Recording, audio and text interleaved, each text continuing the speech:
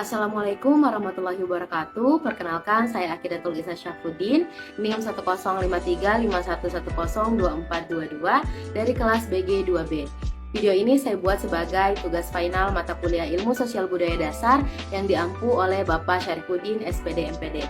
Video ini berisikan tentang materi-materi Ilmu Sosial Budaya Dasar. Untuk lebih jelasnya, let's see this video. Ilmu Sosial Budaya Dasar. Apa sih ilmu sosial budaya dasar itu?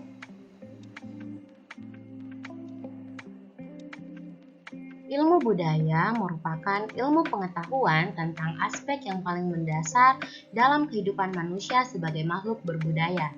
Sebagai integrasi, ilmu sosial budaya dasar memberikan dasar-dasar pengetahuan sosial dan konsep budaya kepada manusia.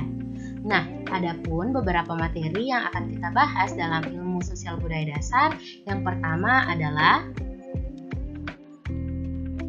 manusia dan kebudayaan. Manusia dan kebudayaan berhubungan secara langsung dan tidak dapat terpisahkan.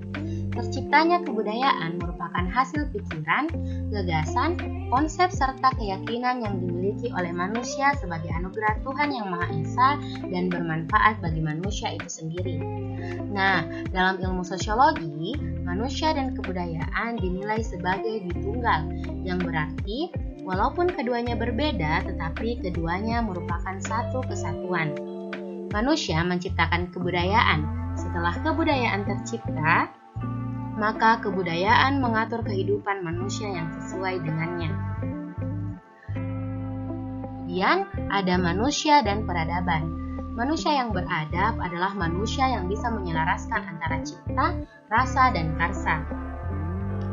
Kailan 2002 menyatakan bahwa manusia yang beradab adalah manusia yang mampu melaksanakan hakikatnya sebagai manusia.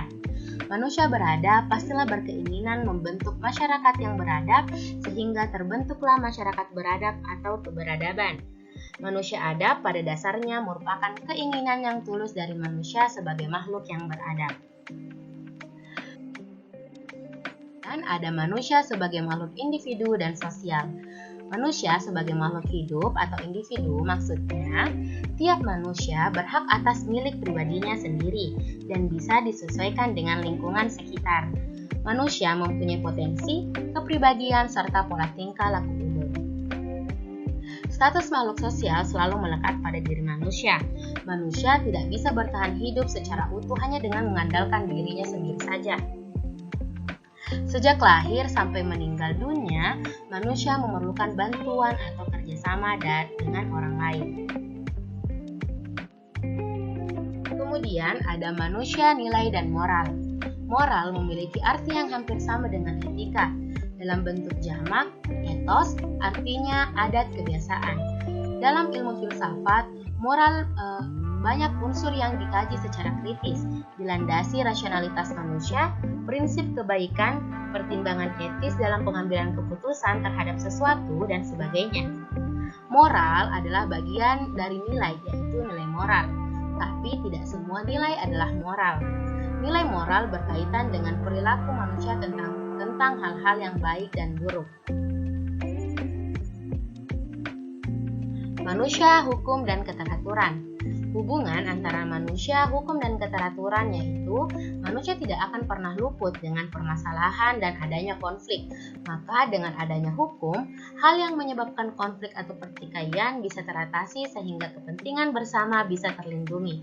Selain itu, hal ini akan menciptakan ketertiban dan keteraturan di antara masyarakat sehingga kepentingan bersama bisa terlindungi dengan baik. Kemudian, ilmu sosial budaya dasar kita juga membahas tentang manusia, keragaman, dan kesedarajatan. Keragaman yang dimaksud adalah kondisi masyarakat di mana terdapat perbedaan-perbedaan dalam berbagai bidang, terutama suku, bangsa, dan ras, agama dan keyakinan, ideologi, adat kesopanan, serta situasi ekonomi. Nah, konteks kesedarajatan di sini adalah suatu kondisi di mana dalam perbedaan dan keberagaman yang ada, manusia tetap memiliki satu kedudukan yang sama dalam satu tingkatan hierarki.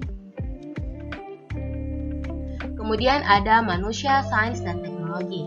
Hubungan manusia dengan sains dan teknologi merupakan hal yang biasa, karena manusia tidak akan lelah akan keinginannya, serta sains merupakan sumber ilmu yang tidak ada habisnya dan teknologi merupakan ciptaan atau karya dari manusia tersebut.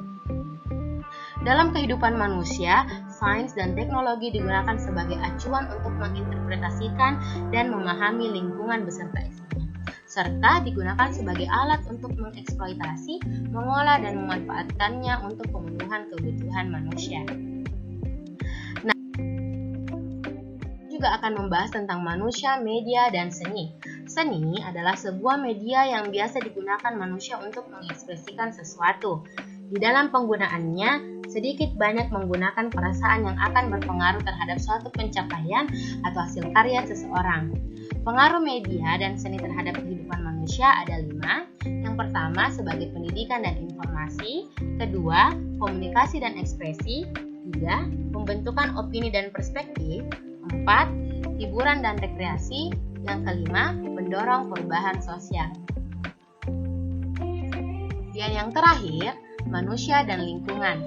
Manusia dapat mempengaruhi lingkungan karena manusia makhluk dominan di muka bumi, sehingga seluruh kegiatan manusia akan mengakibatkan perubahan lingkungan di sekitarnya. Pengaruh manusia terhadap lingkungan bisa berpengaruh positif maupun negatif. Ada beberapa peran manusia yang harus diterapkan untuk menjaga lingkungan kita, yaitu menerapkan sistem reboisasi dan sistem tebang pilih, melindungi flora dan fauna yang langka, serta melakukan pengelolaan limbah pabrik dan sampah. Nah, itu tadi materi-materi yang dapat saya sampaikan. Semoga apa yang saya sampaikan ini dapat bermanfaat. Wassalamualaikum warahmatullahi wabarakatuh.